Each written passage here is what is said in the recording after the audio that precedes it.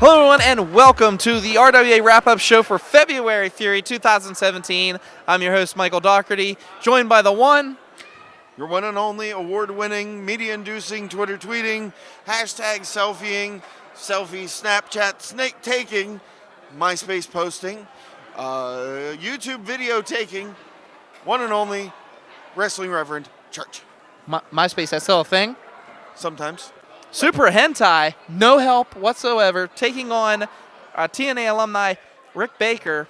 So what you missed was the fact that Sanjay Dutt contractually was not able to be here tonight. He had other contractual obligations, so he in turn went into his own bag of friends. He found somebody and sent them into us. His friend is Rick Baker. Rick Baker, TNA alumni.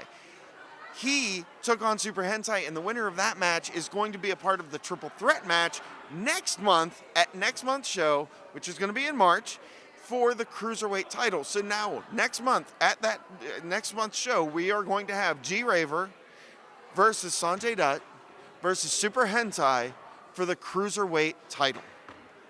We have new tag team champions in RWA. Yes, we do. I'm excited about it. Big Lenny and Danimal defeating Kato and Zubov here tonight. What? Are you okay? Danimal! What about him? He won! Congratulations to him. I mean, he's been... the first time! He has been undefeated at winning since being in RWA.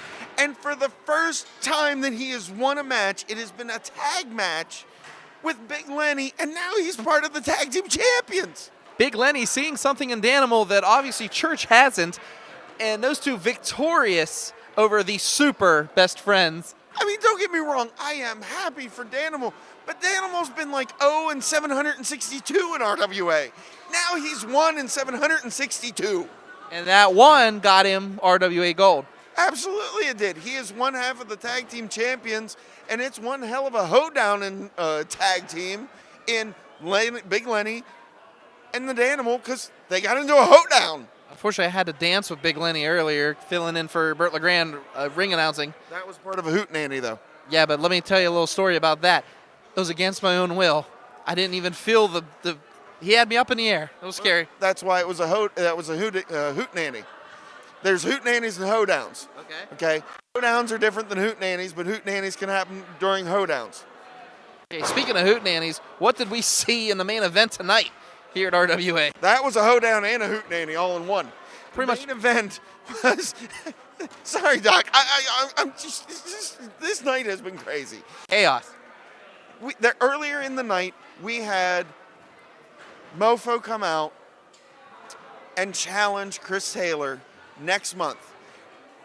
Mofo was upset at the fact that last month Cicero and his goon squad got involved in his match, and so they decided that Mofo decided he didn't feel bad to live up to the contractual obligations of Chris Taylor not being allowed to wrestle in RWA anymore.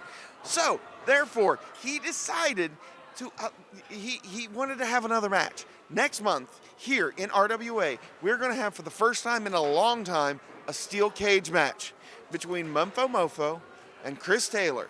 If Chris Taylor loses, Chris Taylor's gone from RWA. Now, here's the big part of that. There's a special guest referee, Dr. Feelbad. Dr. Feelbad, special guest referee. It's going to be one hell of a matchup. You know who I want to win.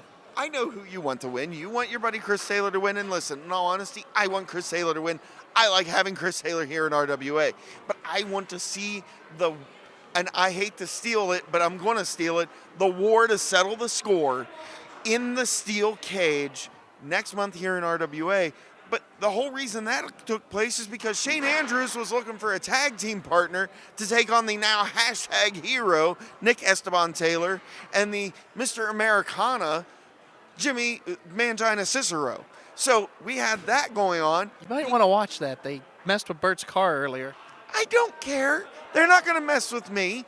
The Mangina and the hashtag hero versus Shane Andrews and nobody.